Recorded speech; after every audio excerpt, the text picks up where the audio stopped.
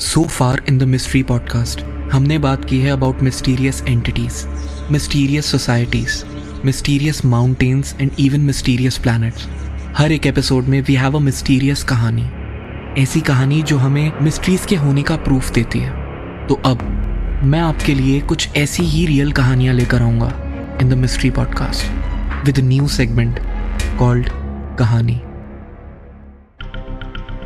कहानी ऐसी जो होगी फुल ऑफ मिस्ट्रीज, कहानी ऐसी जो मैं दुनिया भर से सिलेक्ट करके आपको सुनाऊंगा, और कहानी ऐसी जो आपको बताएगी that life itself is a mystery. अगर आपके पास भी कुछ मिस्टीरियस कहानियाँ हैं तो आप मुझे कमेंट्स और मेरे इंस्टा हैंडल mystery_monk पे ज़रूर शेयर कीजिए। I will share your kahani with the world. तो शुरू करते हैं आज की कहानी on this episode of the mystery podcast. Hi, मैं हूँ मिस्ट्री मॉन्क।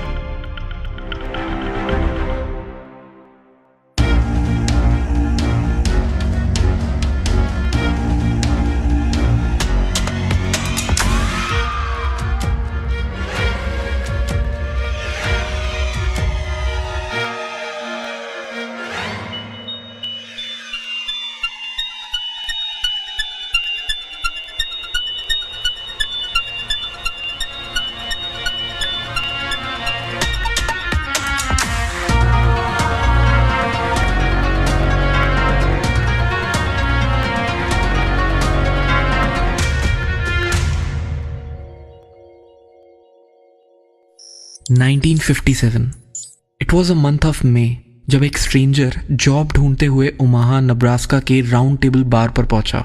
उसके पास एक सूटकेस और एक बैग था because he was new to this town. Hey, can you get me scotch on the rocks? Sure thing. I'm John Francis Johnson, but you can call me Fritz. Okay. Isn't it pretty soon to call you what your friends call you? Fritz. I'll tell you about me so that we can be friends. I'm John Francis Johnson, and I've been serving in the Navy for the past 13 years. Till my back gave up on me, then I served no more. Been looking for a job here at Omaha, because it looks like a nice place to live, you know. So any help there will be welcomed. There's an opening for helpers at the bar 2 blocks from here. Maybe you can try there. Thanks, man. उसको bartending का काम मिल गया और फिर धीरे धीरे वो उस शहर में पॉपुलर भी होने लगा बिकॉज उसकी पर्सनैलिटी ही ऐसी थी that everyone started liking to talk to him. वो सबको अपनी स्टोरी सुनाता था राइट फ्रॉम हिज चाइल्डहुड। उसके अकॉर्डिंग वो एक ऑर्फन था जिसका बचपन काफ़ी मुश्किल रहा था। उसको ये नाम और शॉर्ट नेम फ्रिड्स भी ऑर्फनेज में ही मिला था। फिर उसने बताया कि कैसे वो नेवी में आया और वर्ल्ड वॉर 2 और कोरियन वॉर में दोनों में लड़ने के बाद उसको एक बैक प्रॉब्लम हो गई जिसकी वजह से he had to leave the navy. उसकी पर्सनालिटी सबको बहुत पसंद आने लगी क्योंकि वो नॉर्मल से थोड़ा अलग था। He was always a very happy person और शायद ही कभी किसी ने उसको सैड देखा होगा। बाय द ईयर 1959 उसको वहाँ के एक लोकल रेडियो चैनल के बॉन में जॉब मिल गई और वो वहाँ एक लोकल रेडियो सेलिब्रिटी बन गया। फिर 1961 में उसको कैमरा के आगे आने का मौका मिला और वो KETV जो कि वहाँ का एक लोकल टीवी चैनल था उसमें स्पोर्ट्स डायरेक्टर और अनाउंसर बन गया। इस सब के अलावा उसको फ्लर्ट करना बहुत पसंद था और वैसे तो वो सबको बोलता रहता था कि शादी में कुछ नहीं रखा, we should never get married and just enjoy our lives. लेकिन एक दिन 1961 में ही उसने एक फोटोग्राफी मॉडल नैन्सी जिमर से शादी कर ली। I now pronounce you husband and wife. You may now kiss the bride.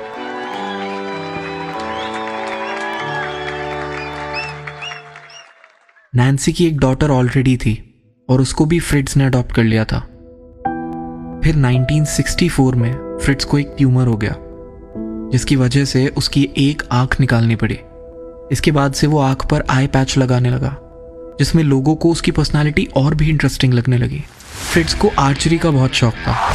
उसने आर्चरी स्टार्ट करी थी अपनी कमर ठीक करने के लिए, लेकिन विद टाइम वो आर्चरी में बहुत अच्छा हो गया था और इवन नब्रास्का के स्टेट लेवल कंपटीशन में पार्ट लेकर जीत भी चुका था।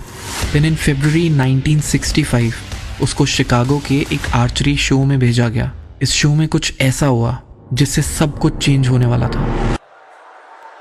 फ्रिट्ज ने नोटिस किया कि उसको एक आदमी बहुत हैरानी से देख रहा है, जैसे उसने कोई भूत देख लिया। उसको इग्नोर करके फ्रिट्ज अपना काम करने लगा।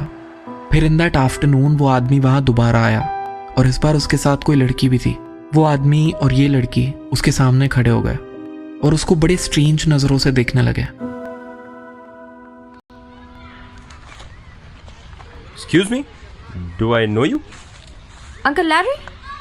I'm sorry, but my name is John Francis Johnson. Your uncle probably looks like me. I think you're confusing me with someone else. No! You're my uncle. Uncle Lawrence. 7 years ago, you left in your car and you never came back. You just disappeared. तो अब जरा इस कहानी का दूसरा part सुनता है। Lawrence बेडर, जिसका बर्थ 2 दिसंबर 1926 में हुआ था इन ओहायो। लॉरेंस या लैरी ने भी फ्रिट्ज की तरह नेवी में सर्व किया था और वर्ल्ड वॉर 2 में भी पार्टिसिपेट किया था।